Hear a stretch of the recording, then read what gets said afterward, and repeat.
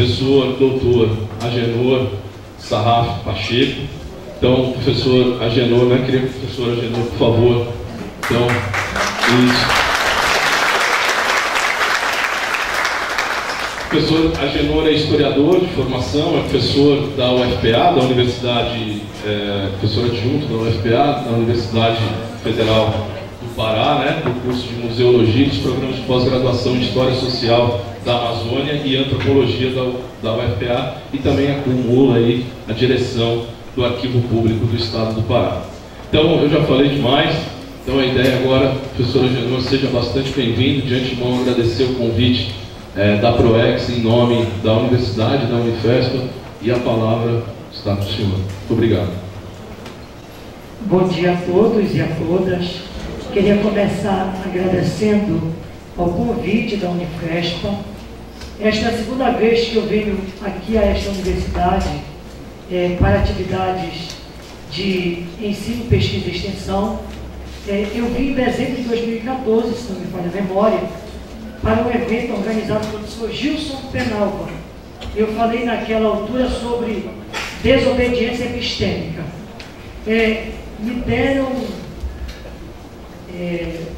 o encargo, o difícil encargo de falar de um tema extremamente complexo. Na verdade, a temática ela poderia ser desenvolvida a partir de um eixo apenas. Mas eu entendo também que é um desafio. Então me pediram para que falasse sobre ciência, cultura e educação, experiências interculturais e regimes de conhecimento. Bem, tem muitos conceitos aqui.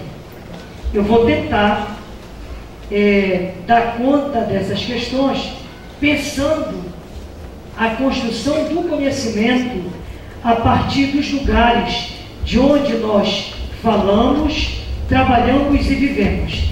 Para isso, eu gostaria que você passasse o slide. Vou abrir com uma poesia de um grande literato da Amazônia e da Amazônia Marajoara, chamado Dalcídio Jurandir. Nessa poesia, me parece que o Dalcídio já nos traz essa possibilidade de pensar a ideia de ciências, de culturais, de educações, e problematizando a ideia de um conhecimento único, trazendo então os regimes de conhecimento. Vejam, ele abre uma das suas poesias. Dalcídio é muito conhecido pelos romances. As poesias que ele produziu não são tantas, mas o professor Paulo Nunes organizou em um livro chamado Poemas Impetuosos, e entre elas tem esta poesia que não tem título, mas que diz muito para esse tema. Vejam: nasci vendo lendas e milagres, entre feitiçarias e batuques, nascido em meio de um mocampo e de uma taba, olhando o vulto branco do conquistador.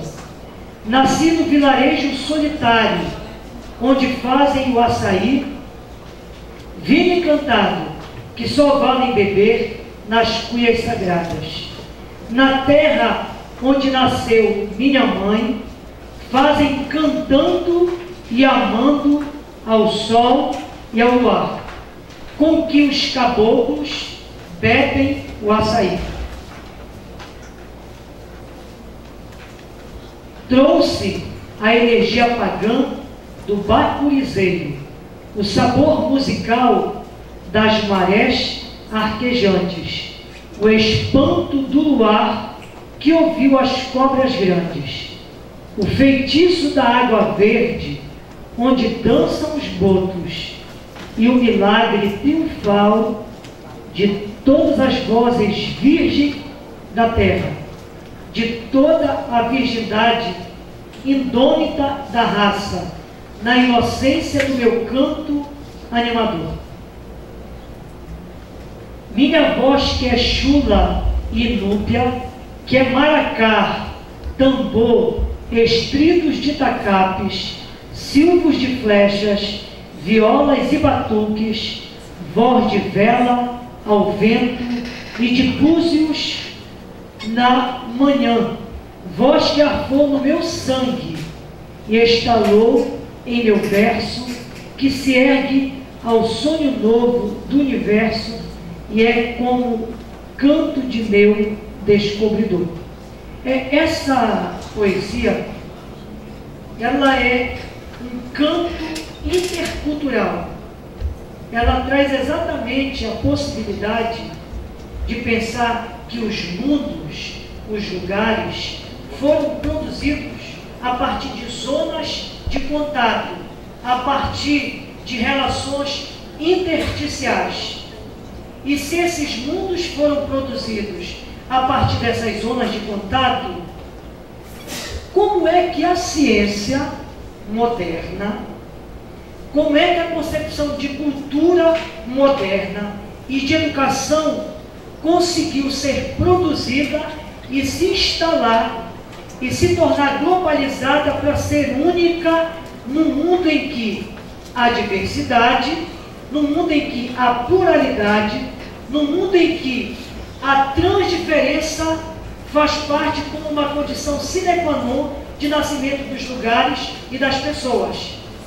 Me parece que o Dalcídio, sem saber que ele estava trabalhando nesta direção, ele traz aqui experiências interculturais e nos permite analisar quais são os regimes de conhecimento que orientam a produção acadêmica na contemporaneidade. Essa expressão, regimes de conhecimento, ela tem possibilitado com que a gente problematize o conhecimento que foi difundido a partir da revolução científico-tecnológica, a partir da expansão da racionalidade eurocêntrica, cartesiana e iluminista para os diferentes lugares. Diz o Boaventura de Souza Santos que os processos de colonização, eles gestaram uma dívida enorme com os mundos, porque a cultura foi aprisionada para que uma outra cultura, a dominante colonizadora, se manifestasse no nascimento das instituições, no nascimento da concepção de família, de homem, de mulher, de currículo, de modo de ser e viver. A expansão do colonialismo trouxe à tona exatamente, então, o sufocar da pluralidade e da diferença cultural. Vejam, eu venho de uma formação que é dos estudos culturais e do pensamento pós-colonial ou decolonial na América Latina, na formação na história, com pisadas e entradas de maneira indevida na antropologia, para pensar esses encontros de culturas. Há um intelectual da UFMG chamado Cássio Rissa, que foi orientando do Boaventura em Portugal, e ele, na abertura de um dos livros sobre arte e ciência, ele traz a seguinte reflexão para nós. A saída hoje para a produção do conhecimento, utilizando-se do grande legado da produção acadêmica e epistemológica do Boaventura, ele vai propor que a saída é pensar, dentro do regime, ou dos regimes de conhecimento, uma ecologia de saberes. O que é a ecologia de saberes? É exatamente pensar que a universidade, veja esse nome, universidade. Gente, não tem nome mais cartesiano, uniformizador, monocultural e monolítico do que universidade. Por quê? Porque o que é a universidade? O nome está dizendo unir a diversidade. Homogeneizar é uma leitura. A universidade podia ser pluriversidade, o lugar onde nós trabalhamos. Porque, de fato, é isso que nós vivemos. Imaginem a Unifespa nos mundos culturais que ela permite o intercruzar, as relações interculturais. Pode passar por mim.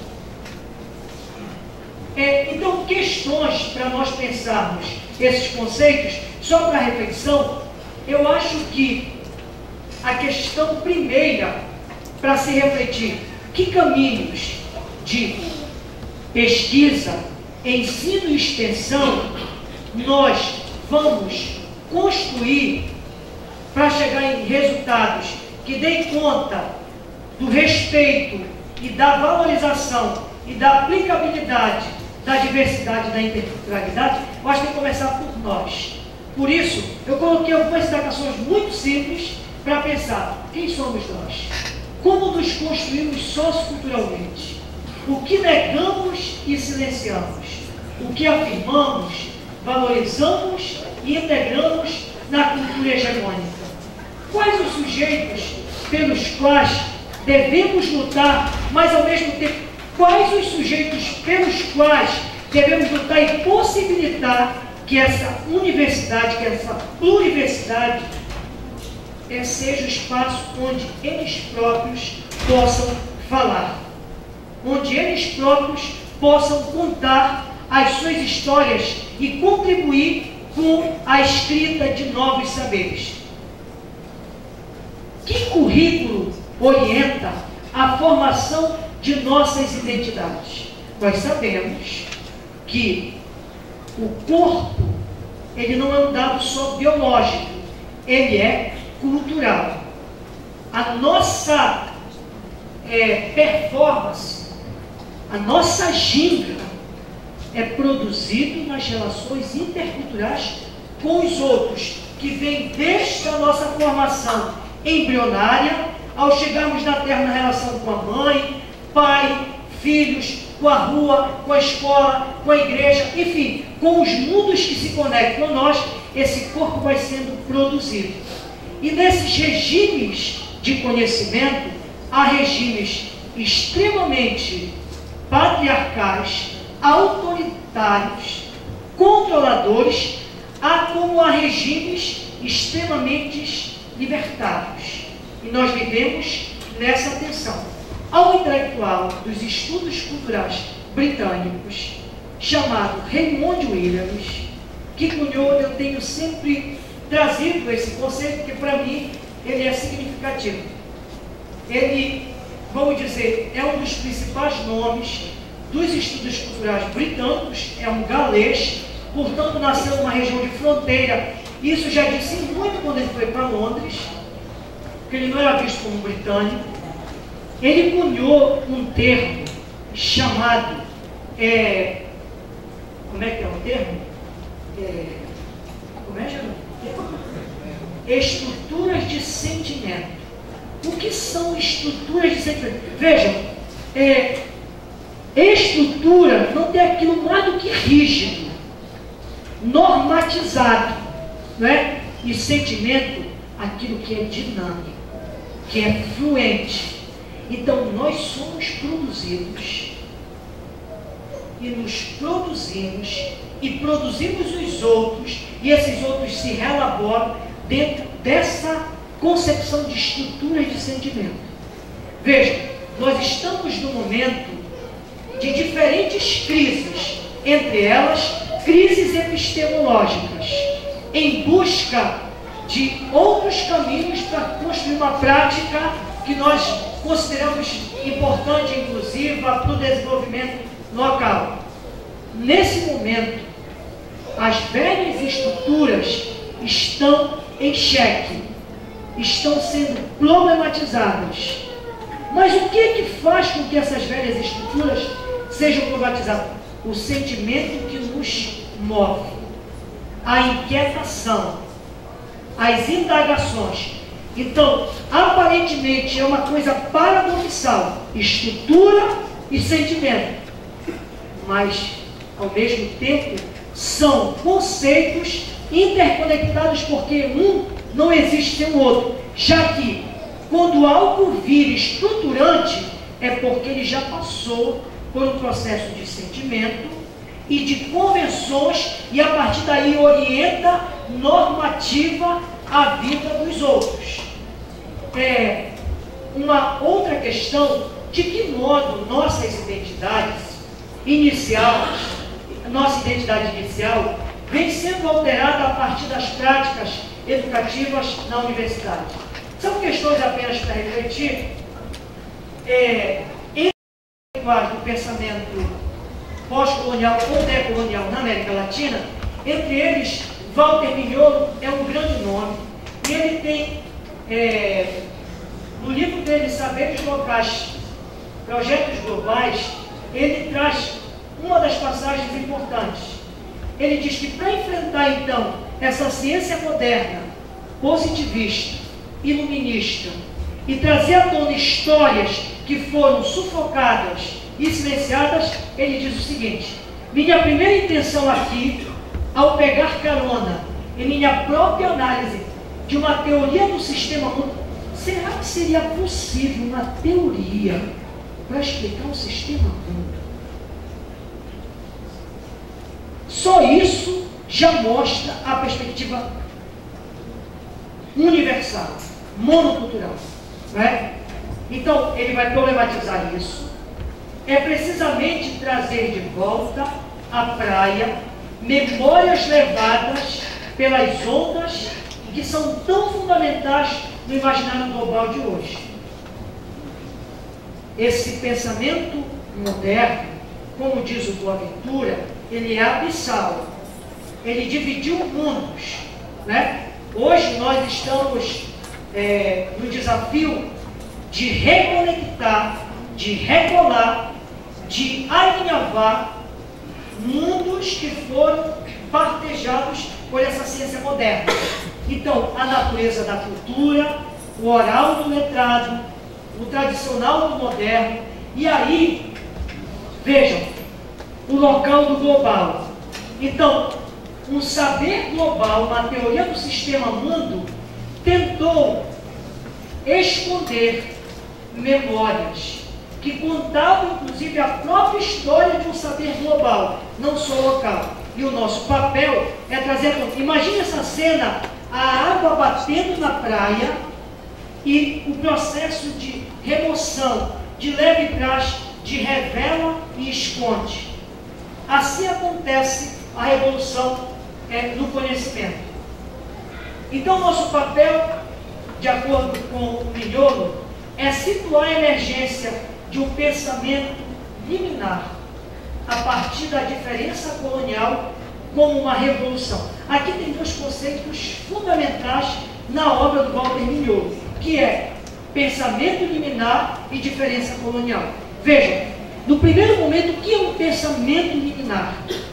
É exatamente aquele pensamento que, ao sair da fronteira nacional, se colocar na transnacional ou da local na global, vai ser construído no campo intersticial, como diz o Romy Barrow, como diz o Stuart Hall. É nesse movimento que o pensamento liminar problematiza tanto o local quanto o global, porque o global tentou ser a voz única para contar os lugares. Então, esse pensamento liminar é um pensamento que desafia convenções. E a diferença colonial é exatamente nessa fratura, nesse espaço do intersticial, que o outro se revela. Veja, nós estamos aqui diante de um debate que é a relação do eu com o outro. Quando eu vim em dezembro aqui, eu falei que nós construímos uma ciência do eu, uma epistemologia do eu, uma filosofia do eu, um saber do eu. Até dói, né? Soou como doença, pode ser. E provocou uma infinidade de doenças.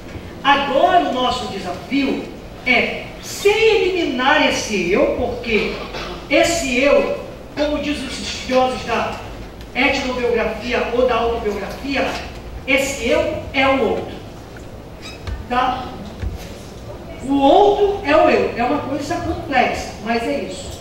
Não se explica o outro sem o eu. Porque quando a gente, por exemplo, nós estudamos, fazemos pesquisas, estamos no desafio de... Volta a tela inicial aí, primeira tela. Depois a gente... Aí, vejam, eu estou num momento agora, numa pesquisa de pós-doutoramento, eu estou estudando uma artista plástica marajoara. Ela se chama Maria Nessi Balheiro. E ela começou a pintar com 48 anos de idade. Bom, só aí ela já problematiza a ideia de uma formação que vem da infância. Ela não teve essa formação na infância. Ela começa a pintar a partir de uma ação mediúnica.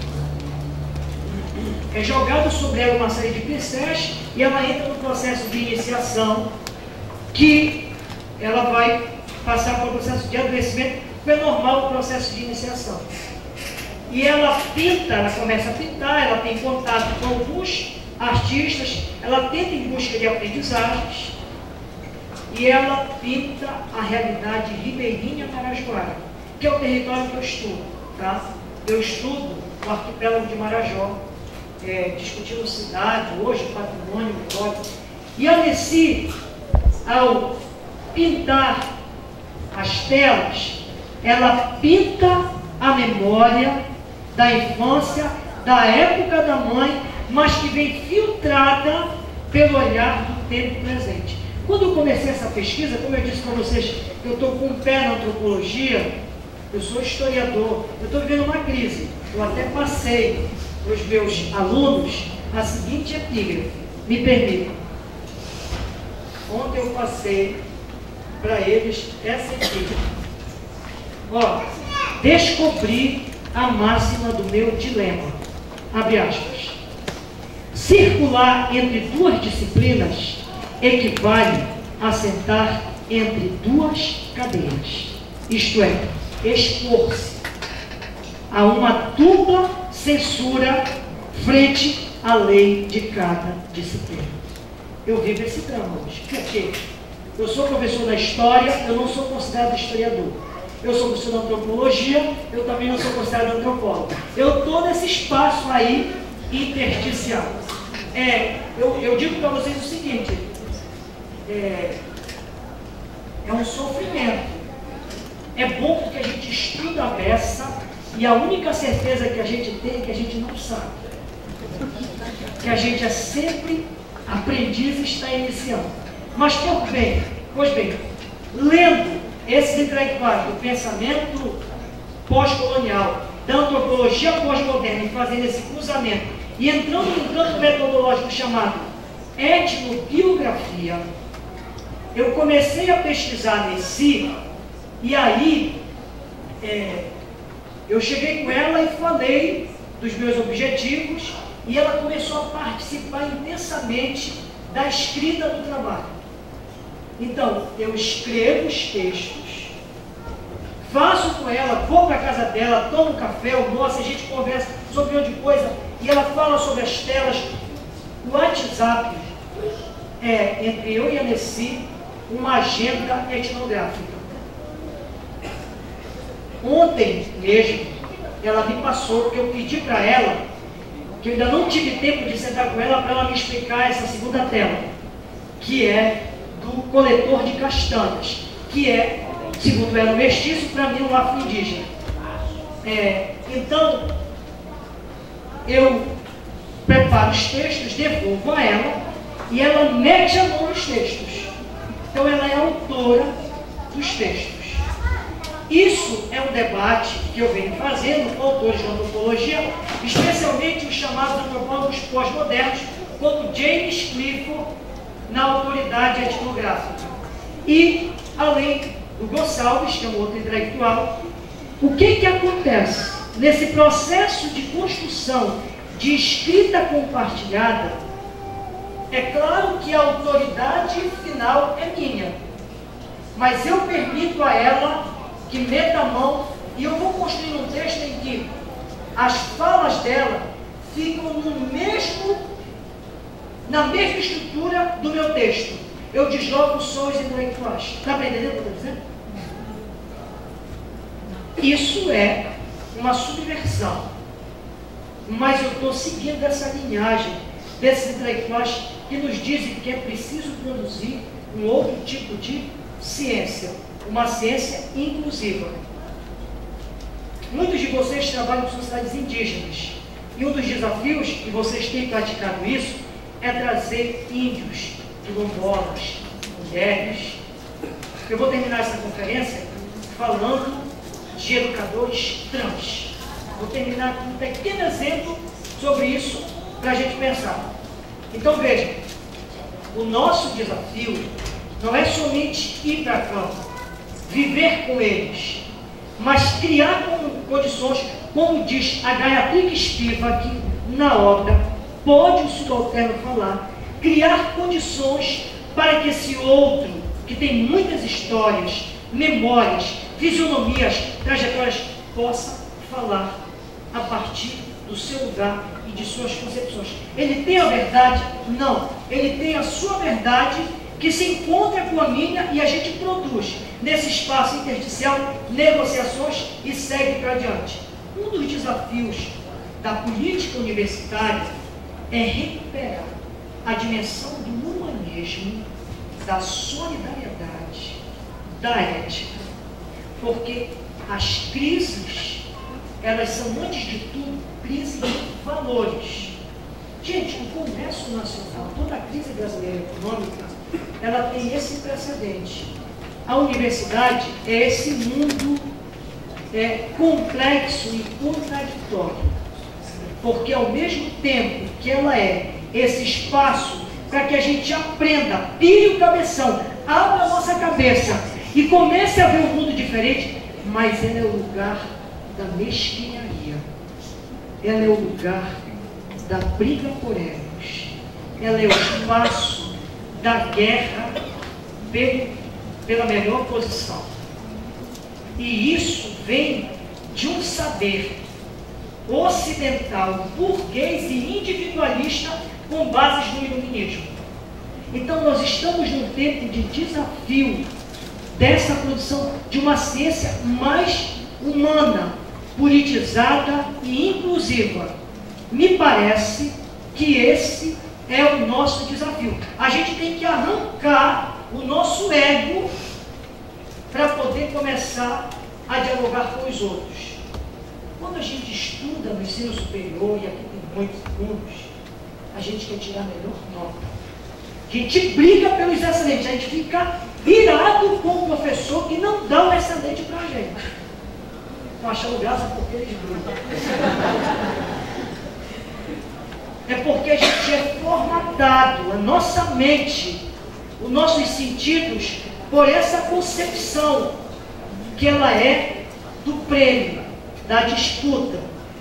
Então nós precisamos repensar isso e nos unir aos outros, porque sozinho ninguém vive e seria muito chato viver de maneira homogênea. Então a Nessi produz essas telas e escreve comigo os textos. Amanhã eu vou fazer uma conferência em Belém, não, amanhã não, quinta-feira, e vou falar de 2 telas dela. Uma das telas, para terminar essa história, pode passar os slides, ela sabendo que eu pesquiso, é um processo de afetação, tá? O afetamento de lá e de cá. Quando a gente vai para a pesquisa de campo, a gente altera completamente o lugar, assim como o lugar nos altera. É um processo de lá e de cá, com escalas e sentidos diferentes. A Nessi, sabendo que eu pesquiso zonas de contato afro-indígenas, eu perguntei a ela: Nessi, na tua infância, não tinha negros aqui em Neves? E aí ela trouxe à tona uma história de uma colônia de famílias negras que trabalhavam. E ela produziu uma tela a partir do meu incentivo e colocou, é lindo, de um lado um rosto indígena, do outro um rosto negro, e dos 2 lados das margens as contribuições culturais de cada cultura.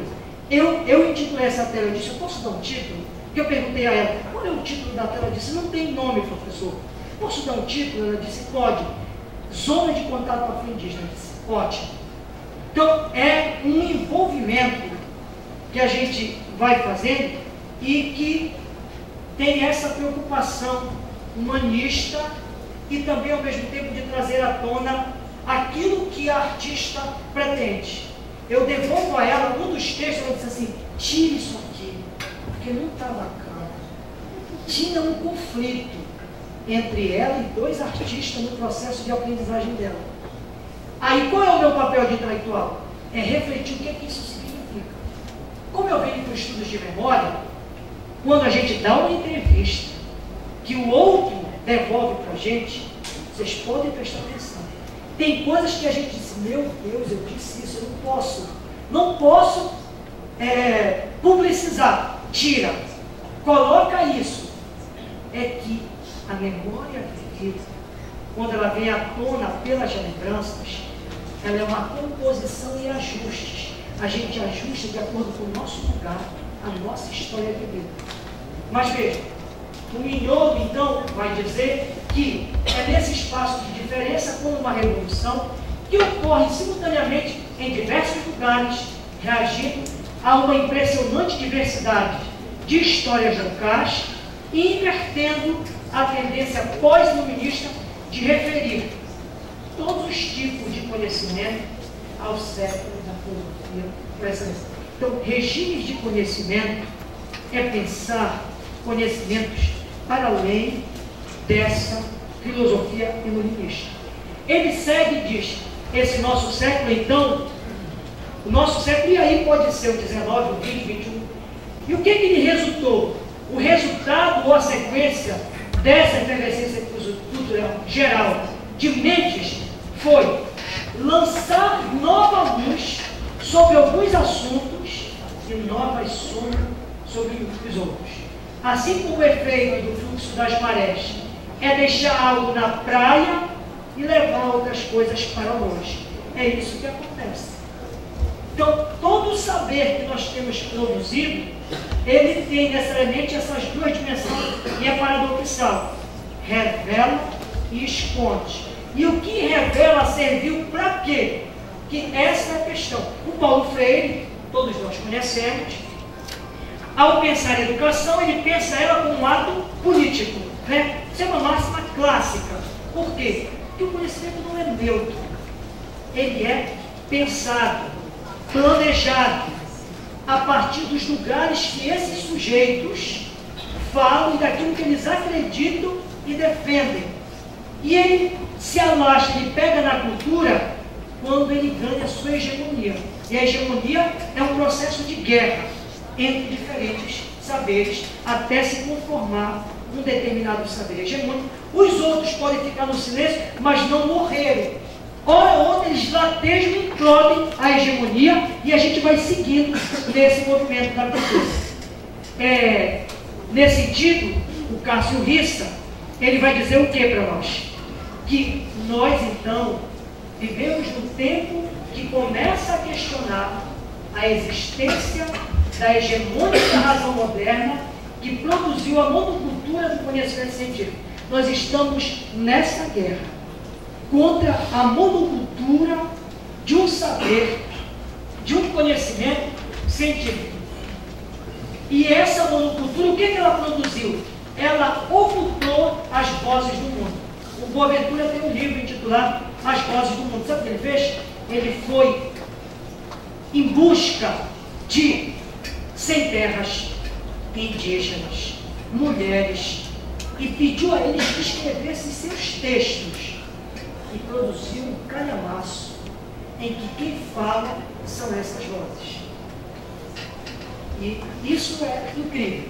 Me parece que agora nós estamos dobrando esse cargo.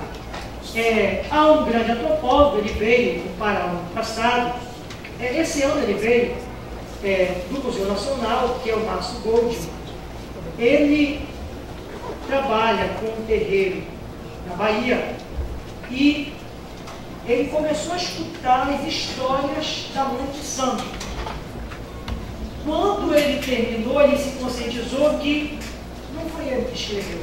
Então, a primeira autora do livro é ela. Ele apenas organizou.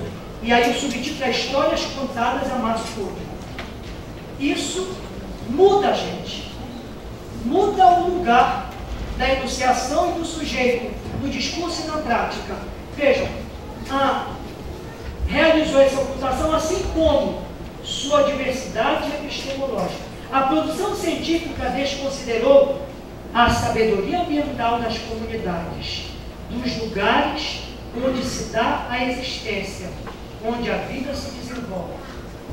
A ciência perde saber. Que a ciência produziu uma concepção de que saber é uma coisa, conhecimento é outra. Inclusive, isso é um grande debate. A gente tem gente que diz, tem gente que não usa mais o termo saber, usa tudo conhecimento. Outros usam tudo saber. Então, é uma posição política. Tá? Pode passar. Passa, pode passar. Mais uma vez. Nesse conjunto, nós estamos diante então, de uma concepção de ciência, que é o eixo principal. Qual é a ciência que nós produzimos na universidade? O que essa ciência pensa sobre a sociedade, sobre o conhecimento e a serventia desse conhecimento? Mas isso, Merleau-Ponty, na fenomenologia da percepção, ele diz o quê? Tudo aquilo que sei do mundo, mesmo por ciência, eu sei a partir de uma visão minha ou de uma experiência do mundo, sem a qual os ciclos da ciência não poderiam dizer tal.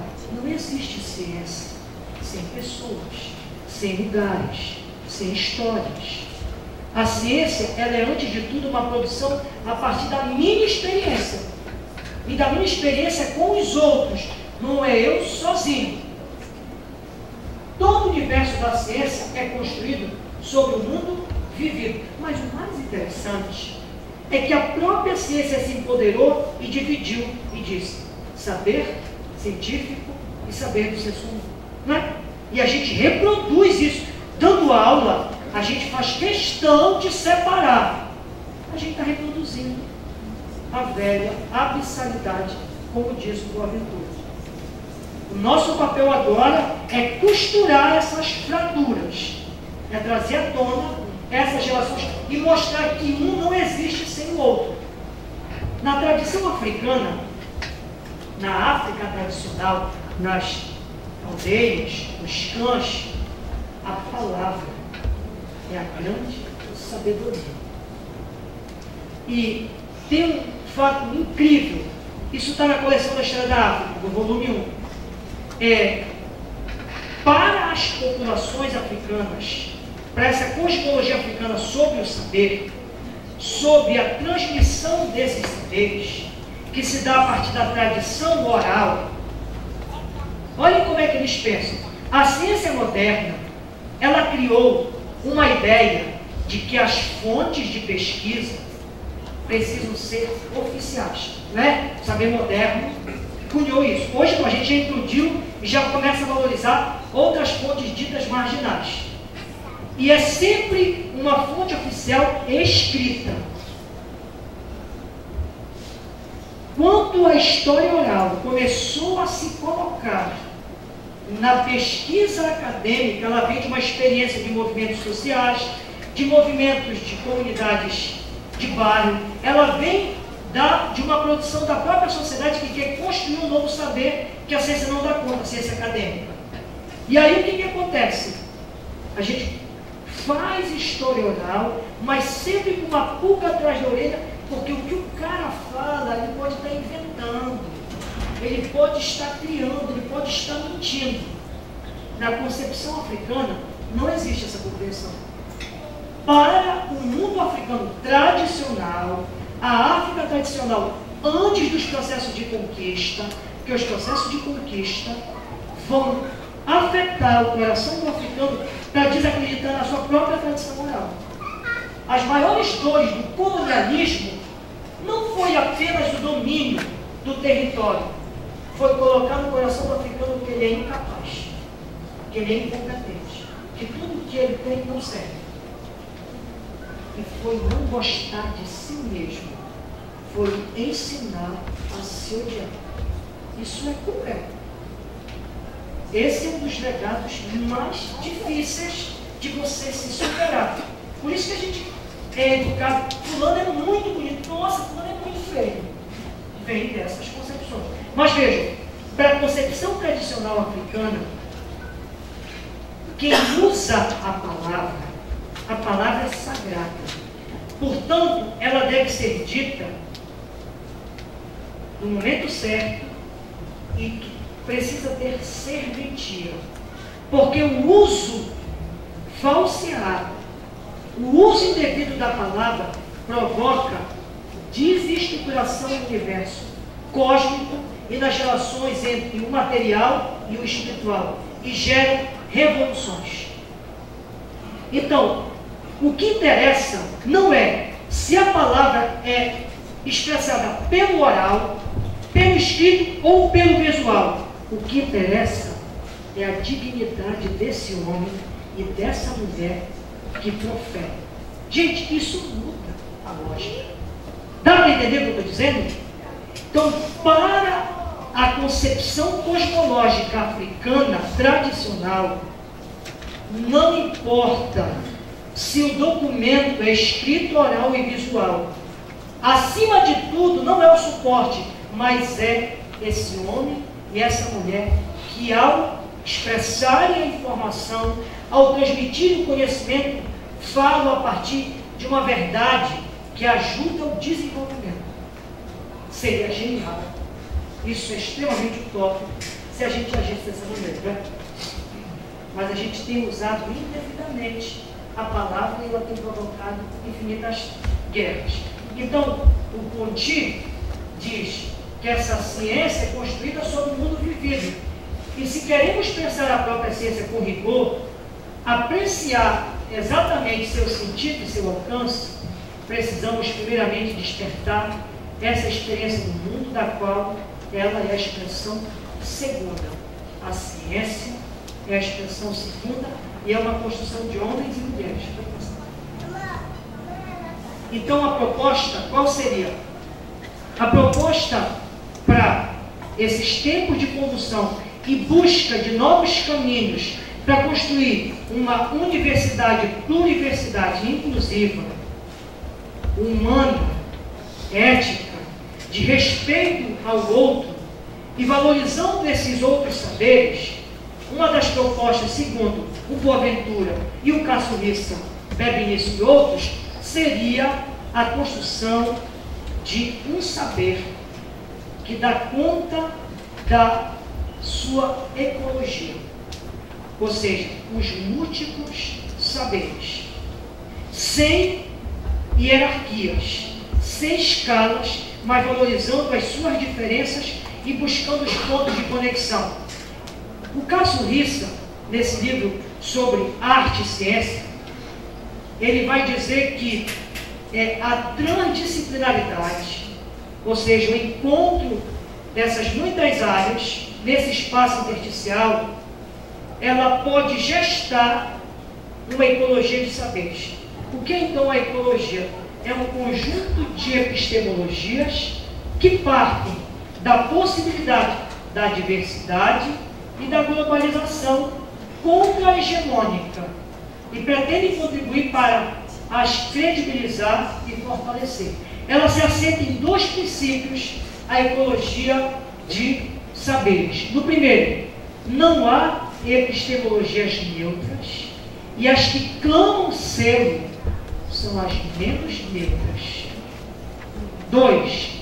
A reflexão epistemológica deve incidir não nos conhecimentos em abstrato, mas nas práticas de conhecimento e seus impactos noutras práticas. Quando falo de ecologia de saberes, entendo-a como uma ecologia de prática de saberes.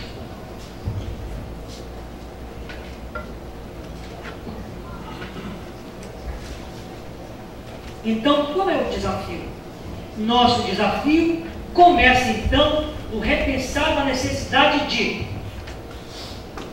Essa é uma questão fundamental. Me parece que vocês estão em busca dessas unidades, da construção desses laços, desses alinhados, dessas urdiduras. Unir tudo que a ciência moderna separou. A natureza da sociedade, o sujeito do objeto, as disciplinas da disciplina, a arte da ciência, a ciência dos outros, o conhecimento da sabedoria. Vejam, gente, a ciência, ela se separou do mundo da arte. E nós fazemos isso.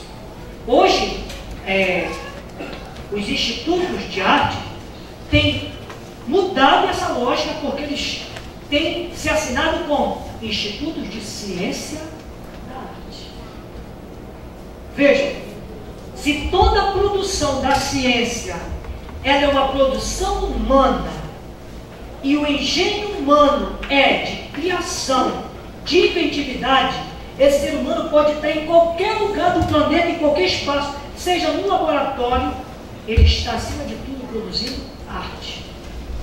Só que a gente esqueceu essa dimensão.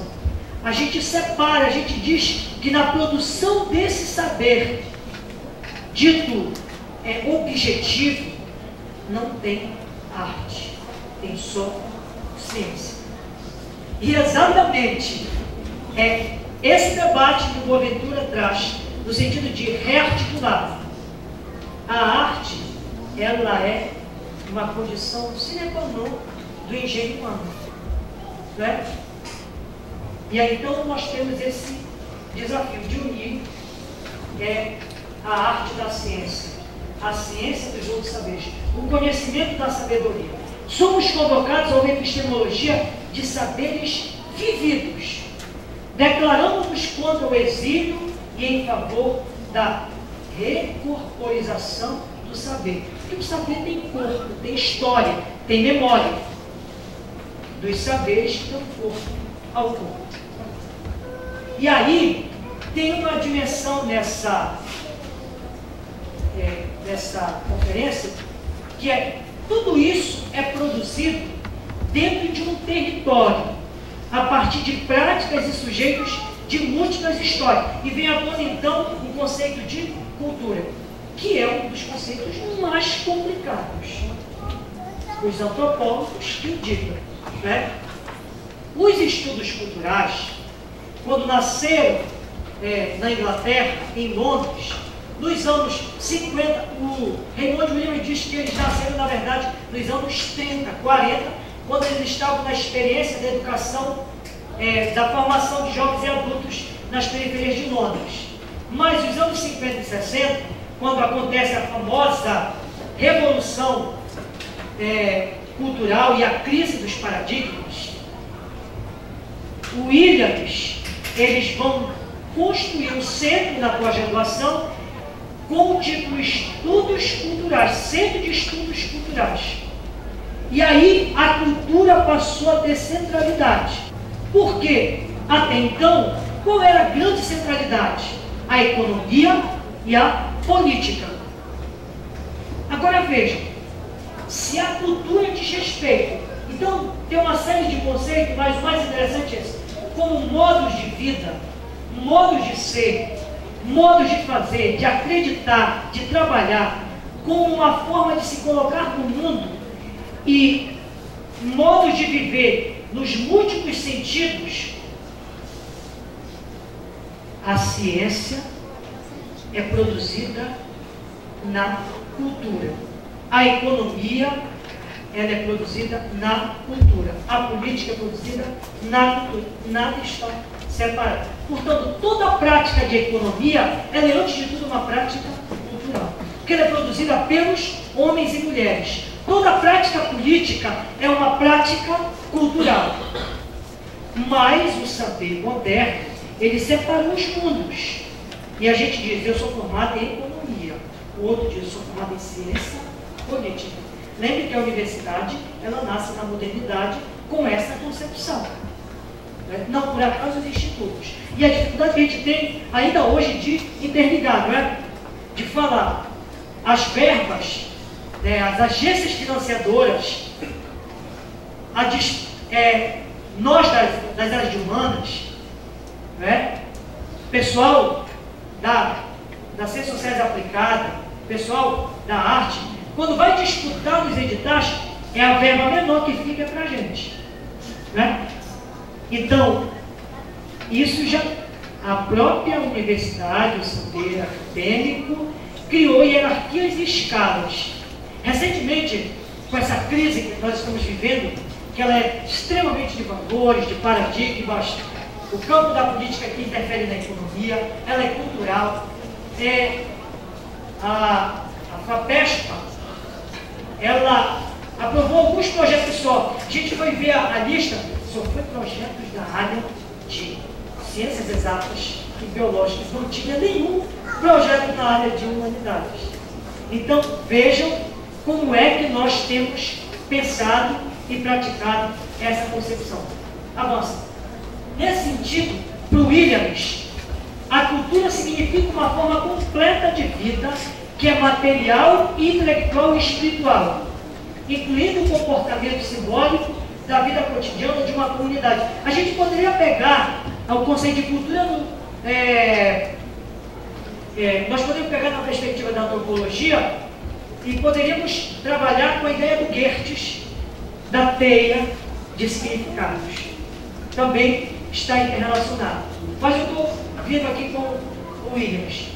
Na concepção do Stuart Hall, e aí essa concepção é fantástica, que ele vai beber no Williams e vai ultrapassar o Williams, porque ele vai dizer o seguinte: se a cultura ela é uma construção de homens e mulheres que se formam e formam, ela se produz em relações de poder, de disputa. E aí vejam, nessa concepção, a cultura é o quê? É esse terreno real que a gente vive, sólido, de práticas, de representações, de línguas e costumes de qualquer sociedade histórica específica, bem como as formas contraditórias de senso comum que se enraizaram na vida popular e ajudaram a moldá-las.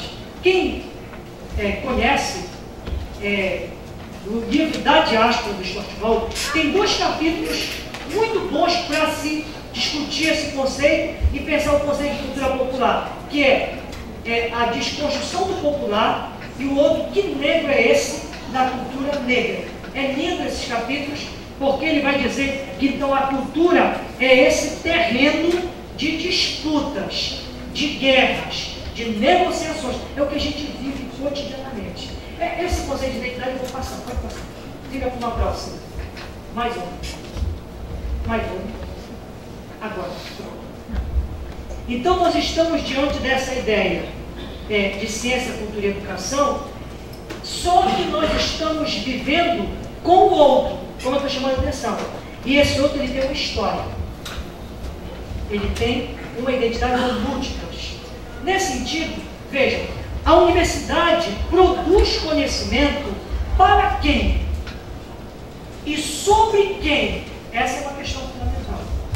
Nesse sentido, é preciso refletir sobre quem somos nós, retomando a questão inicial, examinar como nós nos temos transformado, bem como de nos situarmos em relação aos grupos dos quais desejamos nos aproximar, para nos sentirmos pertencendo, percebendo-nos, apoiados e realizados afetivamente. Passa.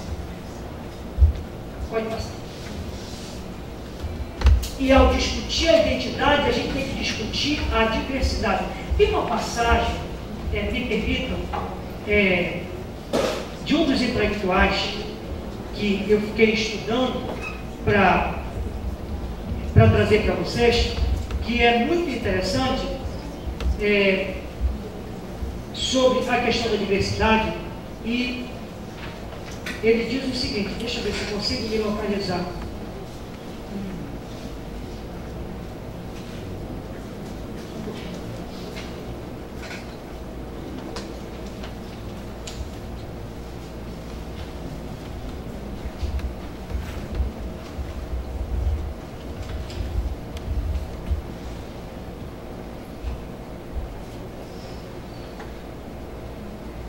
A questão é a seguinte, nós não podemos ficar na diversidade. assim como nós não podemos ficar no multiculturalismo. Gente, vocês conseguem entender o que é multiculturalismo e o que é interculturalidade? Porque esses conceitos estão na crista da onda para a gente discutir políticas, práticas de pesquisa. O multiculturalismo, como movimento que explode nos Estados Unidos para trazer à tona os vários grupos, ele foi importante. Eu vou trazer isso ainda. Mas nós não podemos ficar nele, a gente tem que ir para o intercultural. Mas então, é preciso então conhecer a diversidade para poder construir práticas interculturais. Então veja, por conta da complexa diversidade cultural que marca o mundo de hoje, há significativos efeitos, tanto positivos quanto negativos, que se evidenciam em todos os espaços sociais, decorrentes de diferenças relativas à raça, à etnia, a gênero, a sexualidade, a cultura, a religião, classe social, idade, necessidades especiais ou outras dinâmicas sociais. Pode passar. E o nosso desafio, então, é criar políticas inclusivas. Mas, então, quem é esse outro na educação? Quem é esse outro que a universidade recebe? Quem é esse outro que os pesquisadores vão em busca? Geralmente, ele emerge da dimensão ininteligível. Isso é interessante, porque eu conheço o eu. O outro, ele é ininteligível. O outro é o limite do nosso pensamento. A gente não consegue chegar no outro. Dá como eu digo, um tchut na cabeça, né? Isso. O limite de nosso pensamento. O outro é o impensado. É um lugar de forças. É um lugar desconhecido. Que nosso cardápio de sentidos torna-se insuficiente para aprendê-lo em suas diferenças. Me permitam, eu nunca fiz isso, mas eu vou fazer. Eu passei uma mensagem para o orientador meu e passei uma passagem que tem tudo a ver com isso aqui. Vejam, na última parte dos finalmente dessa conferência, eu vou falar de professores trans. E há um depoimento que é brilhante de uma professora trans. Ela diz assim: espera aí, o que você está fazendo aqui? Na escola, na universidade. Perguntaram a ela.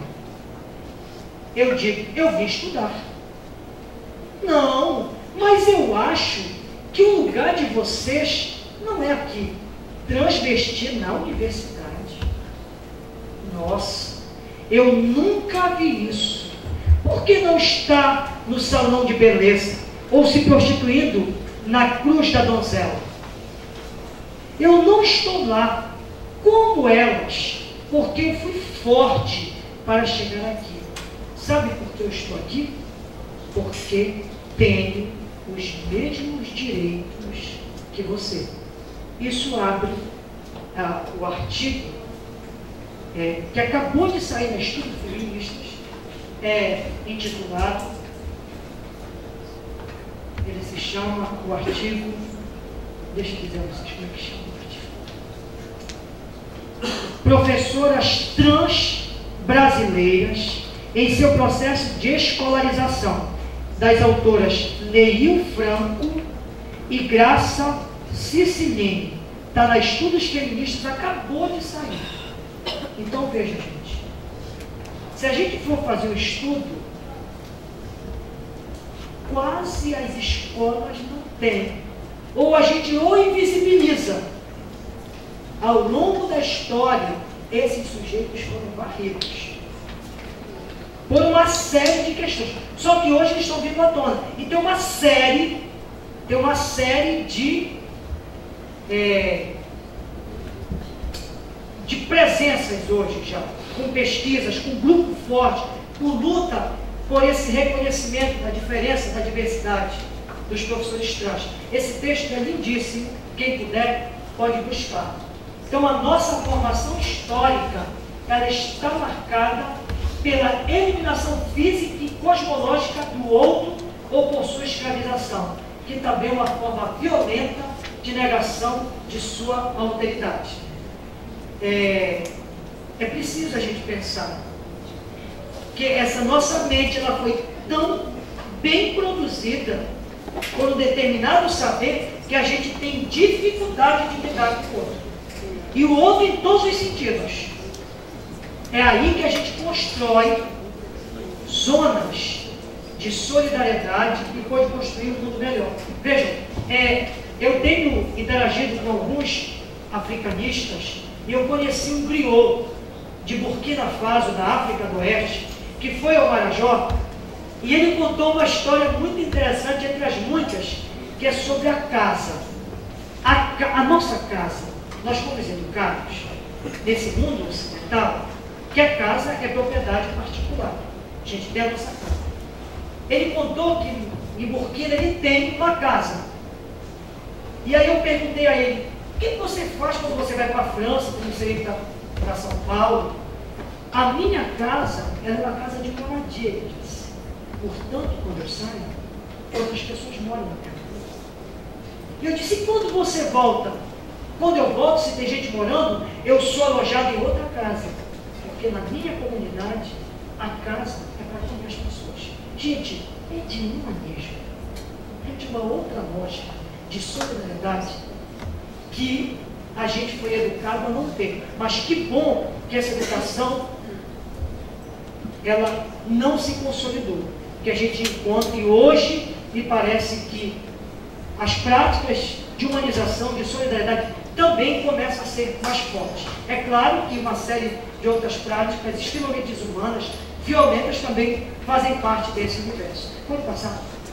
E aí, é nesse espaço intersticial que eu falei para vocês, que Pubaba é o entre-lugar, que é o intercultural, que se produz, então, as relações a partir de uma ideia de zonas de contato. Mas veja uma coisa importante. Mary Louise Pratt, que é uma intelectual norte-americana, dos estudos pós-coloniais, ela tem um livro intitulado Os Olhos do Império, Relatos de Viagem e Transculturação. Ela cunha o termo zonas de contato. O que é zona de contato para ela?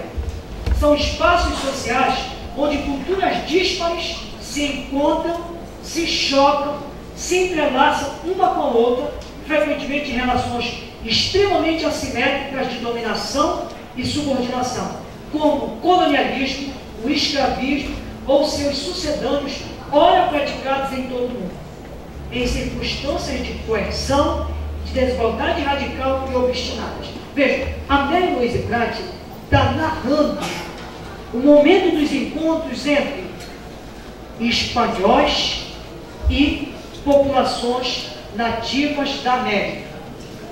Como foi extremamente violento o processo. Mas esse termo, zona de contato, pode passar isso.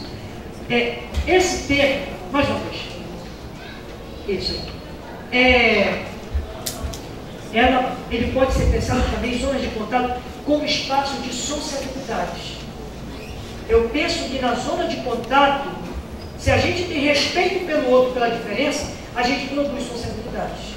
Então nós chegamos a um tempo de multiculturalismo e de interculturalidade, que é o nosso desafio. Como produzir experiências acadêmicas interculturais?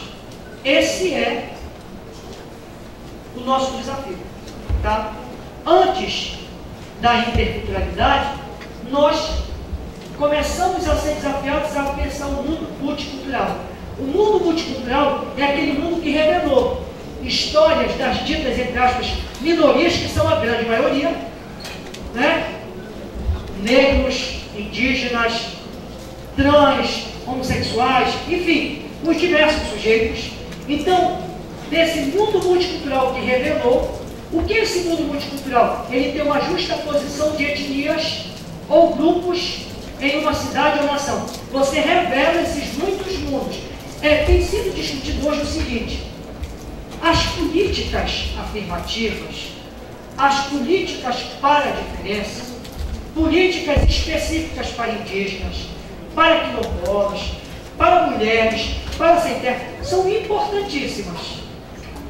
Mas me parece que a universidade tem o desafio de construir também agendas para não ficar em mundos separados, em mundos fragmentados. Me parece que as políticas específicas, elas são importantes, mas elas não são fim. Elas precisam chegar nas conexões. Porque há bandeiras de lutas que elas só são vencidas se elas forem integradas. Assim também são as políticas dos municípios, a partir das secretarias municipais. Se o município desenvolve muito bem uma política educacional, mas se a política cultural, de meio ambiente, ela está aquém, essa política educacional ela se quebra. Isso tem sido, para mim, que veio de uma experiência no município de Melgaço, que é o inferno brasileiro, eu tenho pensado sobre isso. Tá? Entre aspas, inferno brasileiro, que foi a Dante que disse que Melgaço, no Marajó, é o inferno brasileiro. Bem, passamos a outra. Então, ao sair desse mundo em que há políticas específicas para cada grupo, entramos no mundo intercultural e globalizado. Sob concepções multiculturais, o que é que a gente admite? A diversidade de culturas, sublinhando sua diferença e propondo políticas relativas, específicas, não é? De respeito, que frequentemente reforça, muitas vezes, a segregação. Porque, se for políticas só específicas, aquele grupo pode se fechar em si. Isso pode levar à segregação. Em contrapartida, o que é a interculturalidade? Ela remete, então, um mundo intercultural não é um mundo só de solidariedade. Ele não é somente um mundo de unidade. Ele, antes de tudo, quando a gente se encontra com o outro, no estranhamento, tem o quê? Tem uma confrontação. Mas a gente produz entrelaçamentos. Aquilo que sucede quando os grupos entram em relações de troca. Tem um dado fantástico. O Marcel Mauss tem a obra sobre o gênero da dádiva, e a dádiva tem um texto que eu li recentemente, e ele tem o seguinte título, esse texto. Deixa eu dizer para vocês como é que chama. Regimes, eu estudei para essa conferência, regimes de valor, regimes de conhecimento, chamado, que o autor é o Gilson Pereira. E tem um exemplo muito interessante. Eu vou ler para vocês sobre a ideia da dádiva. Quem é professor e tem que publicar, ou publica ou morre, ou publica ou fica na pós-graduação, publica ou está fora, enfim. Né? Então, o Gilson traz uma narrativa fantástica. Ele diz assim, uma surpreendente aplicação da teoria da dádiva encontra-se na descrição feita por Hangstrom da comunicação científica. Segundo este autor, as contribuições dos cientistas aos periódicos especializados possuem todas as características da dádiva. Olhem só como é uma viagem fantástica. De fato, os autores presenteiam livremente, ou seja, ao mesmo tempo interessada e desinteressadamente, o campo científico com o resultado das suas pesquisas, por meio de publicações especializadas, e não recebem pagamento em troca. Além de ser a troca de dádivas uma modalidade eficaz de controle social da ciência, porque quando a gente publica, por trás a ciência nos controla. A gente tem que ter um currículo Lattes. A gente tem que ter projeto de pesquisa aprovado pelo CNPq. A gente tem que ter orientandos de mestrado e doutorado. Gente, joga o nome do peão no cubo, vê por onde ele anda, o que ele faz, o que ele produz. E o que não produz são eliminados.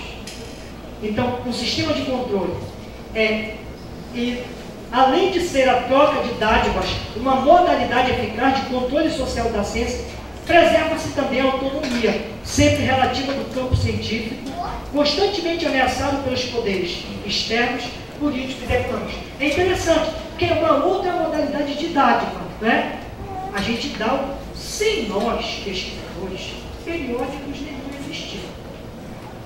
Mas ao mesmo tempo a gente recebe, quando, puxa, meu texto foi aceito, a gente festeja, né? Olha, vai sair um texto meu em tal revista, né? Então, é uma outra aplicação do conceito da teoria da dádiva nessa relação da academia, que tem as suas complexidades. Mas voltando ao intercultural, então vamos aqui.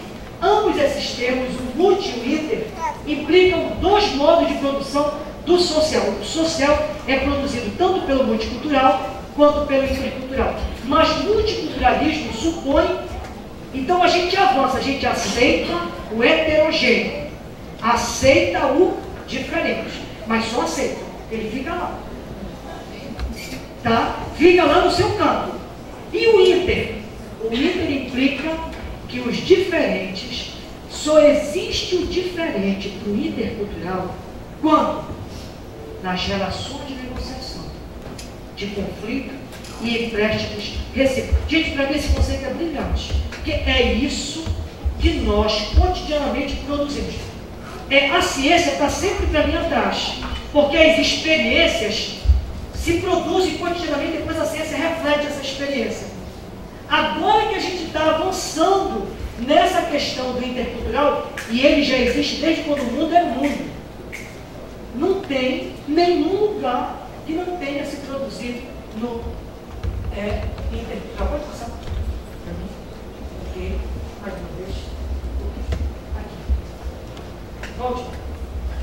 Um exemplo dentro das minhas pesquisas, eu pesquisando índios e negros, no Marajó, que assim, quando eu comecei a fazer o doutorado, se tinha uma ideia de um Marajó indígena e de um Marajó negro. Do lado de Campos eram os negros, do meu lado de Floresta eram os índios. Como eu vinha com essas teorias do entrelaçamento, eu fui em busca dessas relações. E hoje, cada vez mais, eu estou consciente que uma das formas de construção da identidade amazônica é o afro-indígena. Veja um exemplo claro de uma zona de contato intercultural onde índios e negros se encontraram e produziram outros produtos, outras relações.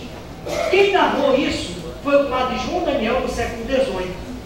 Olha o que ele diz. Os jesuítas tiveram várias missões para o lado de florestas, uma em Melgaço, que é a aldeia Guaricuru, Portel, a aldeia Arucará, e em Oeiras do Pará, a aldeia Aratipu. Ele, falando então dessas nações indígenas parajuaras, ele vai contar uma história fantástica. Ele diz, ó, a nação Pacajá é um dos rios do município de Portel, tá? Também tem o município de Pacajá. A nação Pacajá, mas ele está se referindo a Portel, foi a única nação de índios que na América Lusitana se achou com alguma cobertura com o que cobriu sua honestidade.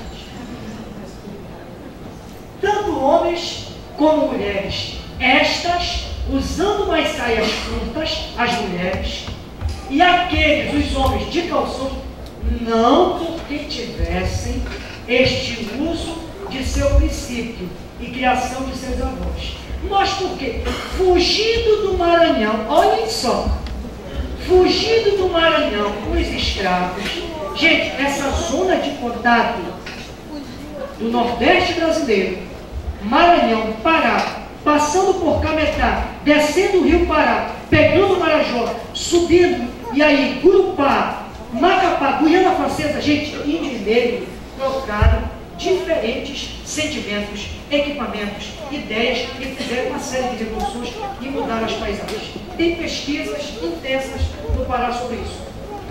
Vejam, mas porque fugindo do Maranhão com os escravos, foram parar nas cabeceiras deste rio Pacajá e deles aprenderam os índios. Este é o costume. Então vejam, o padre João Daniel quer vestir o índio. Quem foi que vestiu o índio? O negro. O negro vestiu o índio marajoara. Aí nós temos uma coisa fantástica de interculturalidade. Porque o que é? É claro que o índio não colocou saia e calça da mesma maneira que estavam os africanos. Os negros fugidos. Gente, é muito longe, Portel do Maranhão. Vocês imaginam eles no século XVIII fugirem? É incrível. Muitas dessas fugas como a gente conheceu a floresta com a palma da mão. E aí, na minha leitura, isso aí já é imaginação histórica. A ciência não se produz sem imaginação histórica.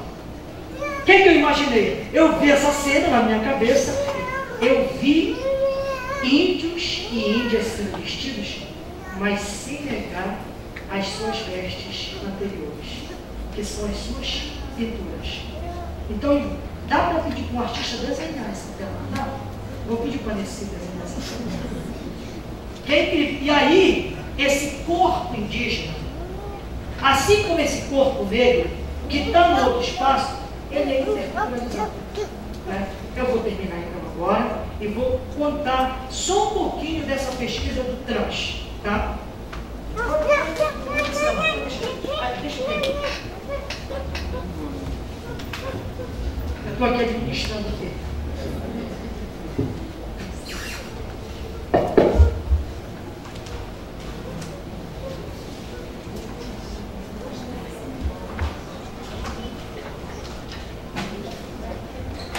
Então vejam, eu falei que a Neil Franca e a Graça Siciliani produziram professoras trans brasileiras em seu processo de escolarização. Eu vou trazer 3 perguntas que foram feitas a essas pesquisadoras sobre essa questão, tá? E quem quiser depois pode pesquisar. Que é para a gente pensar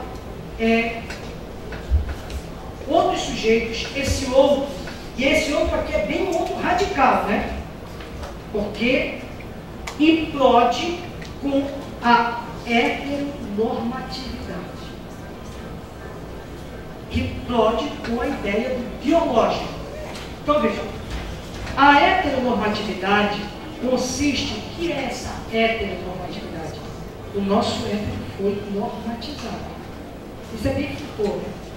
O Boaventura critica Foucault e o Deleuze pediu o seguinte: eles desconstroem tudo, mas eles não propõem um novo mundo. Essa é uma das críticas que o Boaventura fez. Mas a heteronormatividade consiste no processo de efetivação e naturalização da heterossexualidade como a única forma possível e legítima de manifestação identitária sexual. Com isso, criou-se um conjunto de dispositivos que se vinculam diretamente à produção de corpos, de sujeitos, de identidades definidos e coerentes com a sequência.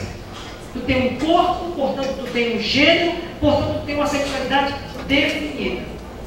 Nesse processo consolidou-se a crença na natureza da divisão binária entre os corpos. Vejam que isso respingou a ciência moderna cartesiana, respinga diretamente nisso. Então, macho, logo, fêmea. E, consequentemente, gêneros distintos, homem e mulher, bem como a atração afetiva, sexual, entre sexos opostos, masculino e feminino. Lembrando, então, que ser homem ou ser mulher é uma função histórica, cultural. Né? Ninguém nasce homem ou mulher. Esses conceitos são convenções e que a gente vem para o mundo e eles estão.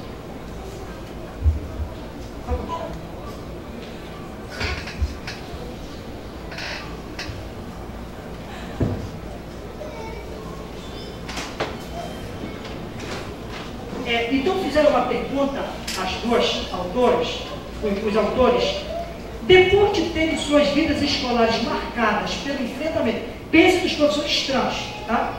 Marcadas pelo enfrentamento e resistência com colegas e professores, como essas professoras lidam com o preconceito por parte dos alunos?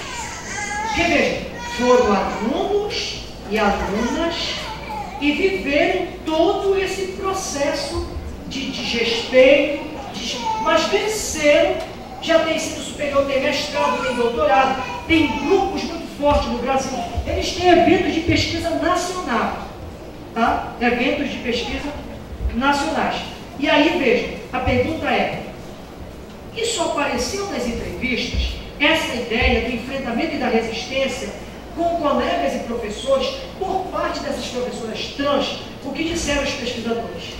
As professoras, todas elas, as professoras trans, ressaltam que o preconceito por parte de alunos é sensivelmente restrito comparado ao vivenciado por colegas de trabalho.